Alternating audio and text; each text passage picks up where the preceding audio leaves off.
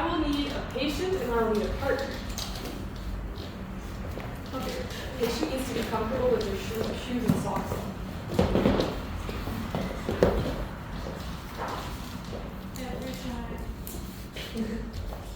I want to try.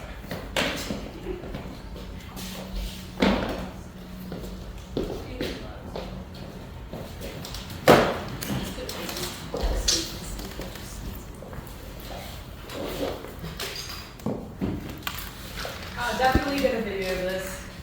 Yes, it's already real. Feel free to move around so you can see properly, because there are things that are a little bit like detailed that you might want to make sure you see.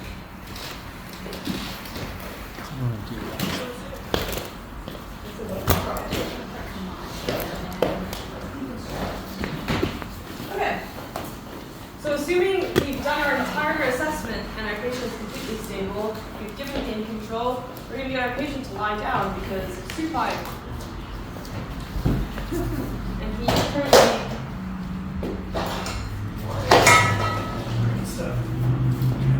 you want to try it? You want to try it?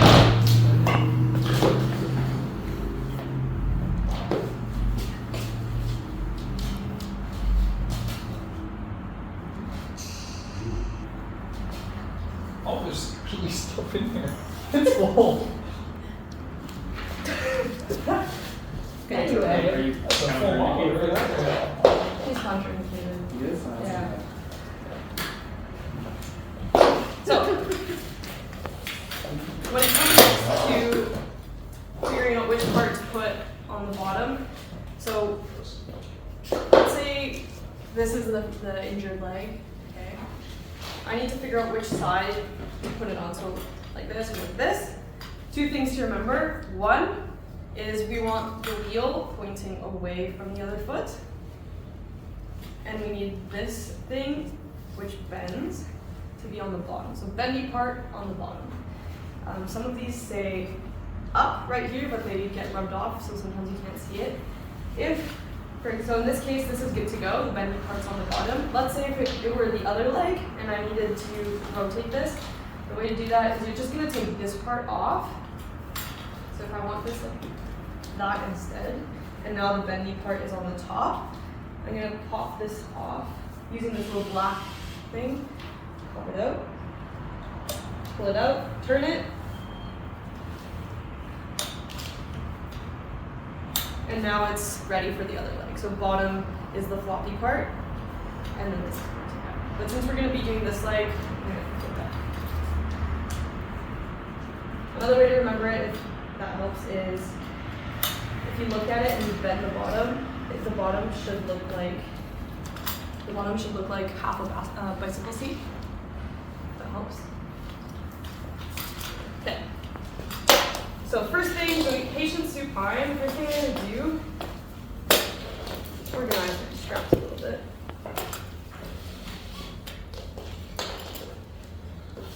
So I'm gonna size this to my patient. And the way I'm gonna do that is grab my triangular bandage. I'm just gonna like wrap it around the top here. And put it, just gonna put this between your legs, okay? Again, try and get your straps sort of ready so that when you're trying to do this, it's not super difficult.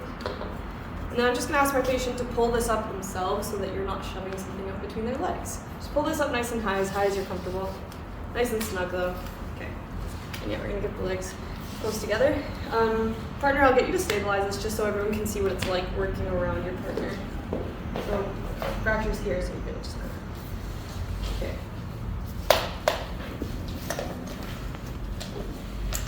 So we don't want this to be way down here like that because there needs to be some distance.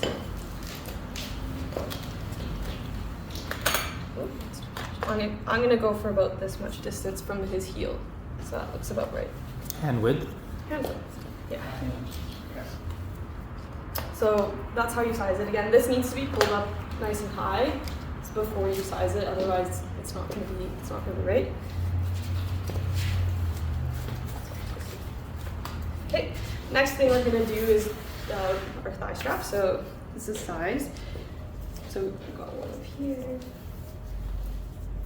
And then the other one I threw down here somewhere.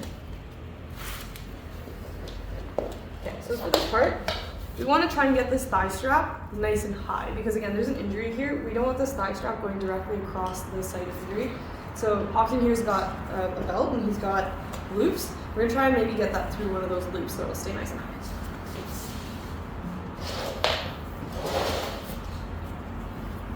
He didn't have a belt. He didn't have a belt. You're just gonna do your best to try and get nice and high.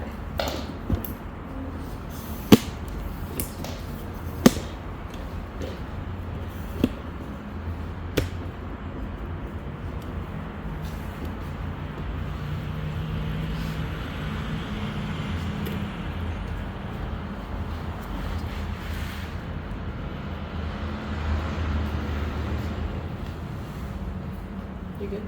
Yeah. It's the Entonox. It's working. Yep. Perfectly. Okay. So see how it's kind of diagonal up? We want that nice and high, so we're not directly on top. So that's our thigh strap. Next one we're gonna do is our ankle harness.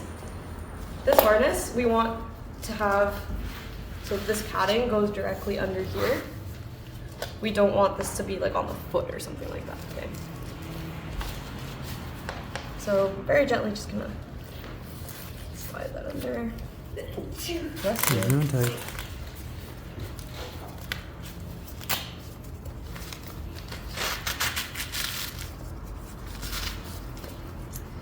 And see how this is kind of short here? Before I start tightening anything, I'll usually loosen this bottom part.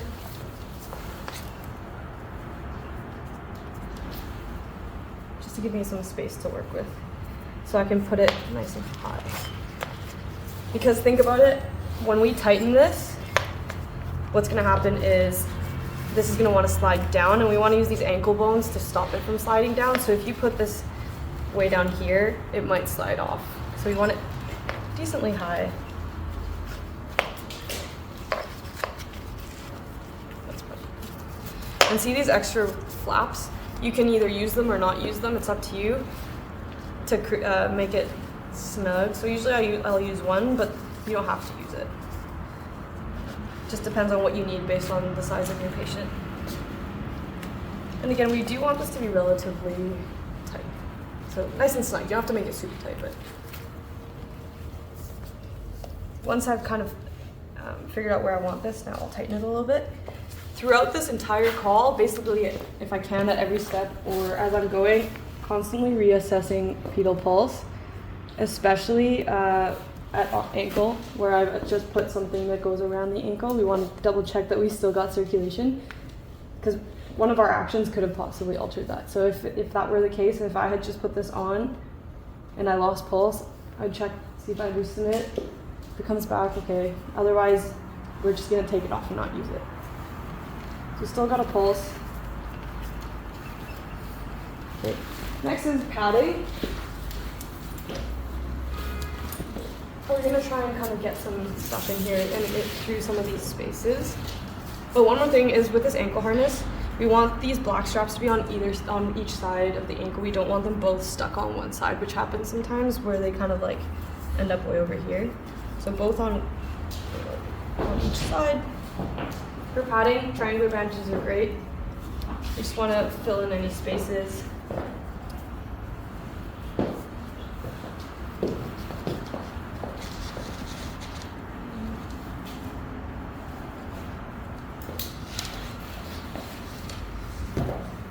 Again, coming back, reassessing our distal pulse. Still good. Okay, this is the part where we're actually going to load traction. We're going to do this just by pulling on this. So best way to do that is to hold above and below, so you're not just yanking this down. So above and below, and you're just going to keep your eye on the wheel here to see. So Hawkins, how much do you weigh? 180 pounds. Okay, so I'm just gonna go up to 15 pounds. So tell me if you're actually, like if this hurts you, and I won't go as far as. You're good? Still good? Oh, see? So these are old, so that'll happen, but we wanna make sure the. Those have been These have been used a lot. Yeah. On a brand new one, the Velcro wouldn't die.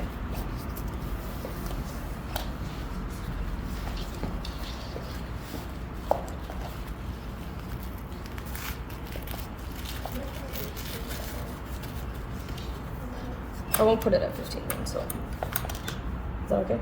I'll put it at 10, but you would go to 15. Again, I've just pulled traction. I'm gonna come back and check that distilled pulse. Still good, you're good to keep going. We're also gonna constantly come back and look at this to make sure that it hasn't loosened too much, because over time this will start to go down. And so next time you look, it might be at, so if it were at 15 initially, it might have gone down to 10. So we're just gonna make sure it's still at 15. Elevate if needed. Where's your boot? Right here. Oh, it's worth it. We want to elevate, so see how the traction itself is dipping down and it's hitting the floor? We're going to try and get that off the ground just so that it's almost parallel to the ground, and using the patient's shoes, great. And then once you get them on the clamshell, perfect. The edge of the clamshell will do that. It'll just hold it up, which is great. So again, coming back, reassessing that distal pulse. And then we're gonna strap the splint to the leg. So we've got these 3. The biggest one is usually the first one we use. So remember, you're not strapping the 2 legs together, you're strapping the splint to the leg. And you're still holding. Never letting go. Holding on for dear life. Again, I'm not trying to go like this. I'm gonna end up having to kind of go like this, so you can go over the splint itself, and that's really fun. So kind of getting it in through this little pocket. This is what I need to hear. Everyone needs to be able to work around their partner, and that sometimes that takes a little bit of. Is this one loose or? It was just there to Oh, help okay. you slide, but yeah. Okay. Again, you're totally fine to go around like that. Are you good?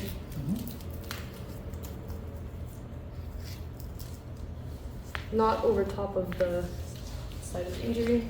We're gonna go 2 above, 1 below, keeping in mind where the injury is and where the knee is, because we don't want to go over top of either one of those, so we might have to fold it.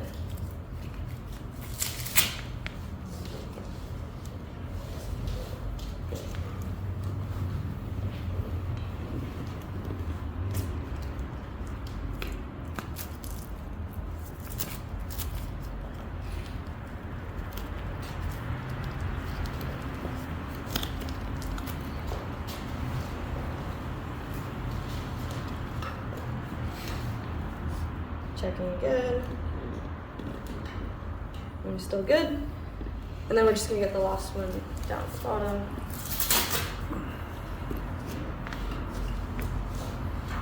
Again, we're going from top to bottom with our straps always.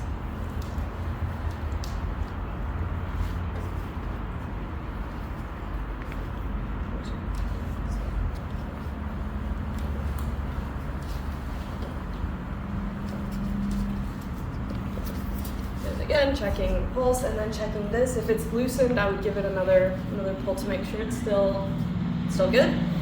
And then last step is just to get the feet into anatomical position. So we just kind of get the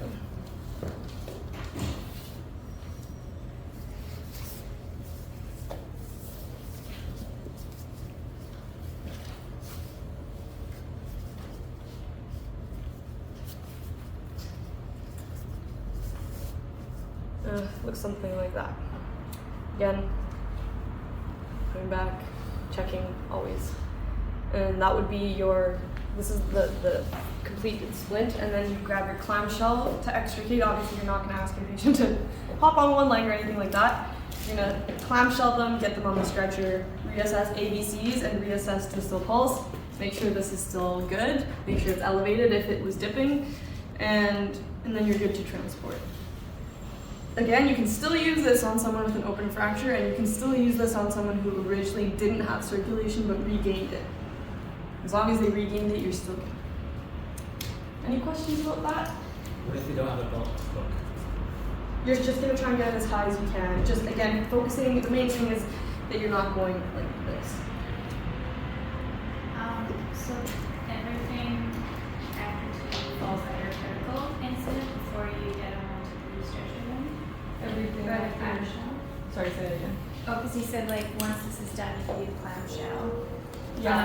So then everything like channel, vitals, pain control, and all that falls before we transport to the ambulance? Yes, so you go through literally your entire call.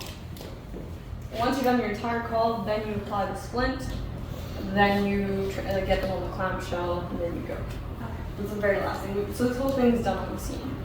Mm-hmm. And so like, yeah, if they're like, it's an open fracture and there's uncontrollable bleeding. Uncontrollable there's bleeding? like or any other cervical, like spinal, pelvis Yeah. concerns, it's just rapid transport. Mm-hmm. Anything that makes LOR, NBC, emergency, this is not what we're going to focus our energy on. We're going to get them on a clamshell and we're going to go. And you would just anatomically split them like you do for basically your package. You would get you out of this. One of the things with the splint is that the horn at the top, like with the bicycle seat, it's meant to be applied with the person laying down. If you have the person stand up, the anatomy of their pelvis changes, so it'll change how effective this is. If you have somebody sit up while you're in transport, you set somebody up during licensing, it's a fail. Yeah. So like it'll change the anatomy of the splint. The other caution I offer, when I was a recruit, I was in Wainwright, Alberta. We were doing a big ASCO with the military, and we didn't have these, but we had kind of the big longwood splints, and we had a young man who had a lower limb injury, who was stable, so he was the last person they packaged up, and had these 2 long splints. They put one on one side and put the other one between his legs, and stuck way off the end of the stretcher and put it on the back of the ambulance. Slammed the door. Oh. So as a tall guy, That really happened? yep, that was the end of their career. But all I'm putting it out there is just when you're thinking about making sure that that strap that's around the ankle, snug it up nice and tight so that the end of the sager doesn't stick too far off the end of the stretcher. Both of you are having to put someone on the back of an ambulance or fly them out or whatever. Jesus. Sorry, I just. No, that's good. That's a good warning. Well, the other thing about it is it's there, like, this is just my experience of airplane stuff, like, often things fit, like, a person and the stretcher and things sticking out past it, especially stuff like this, which, if you hit it and they have a fracture, like, just causes them unbelievable pain. Yeah. So, be really careful, because you don't necessarily think of those Yeah. things. Like, I've seen that happen. Should be red. Yeah. Yeah. Like pretty like pump stuff that Yeah. Where's the really flagging hurt tape? people. Super. Flag.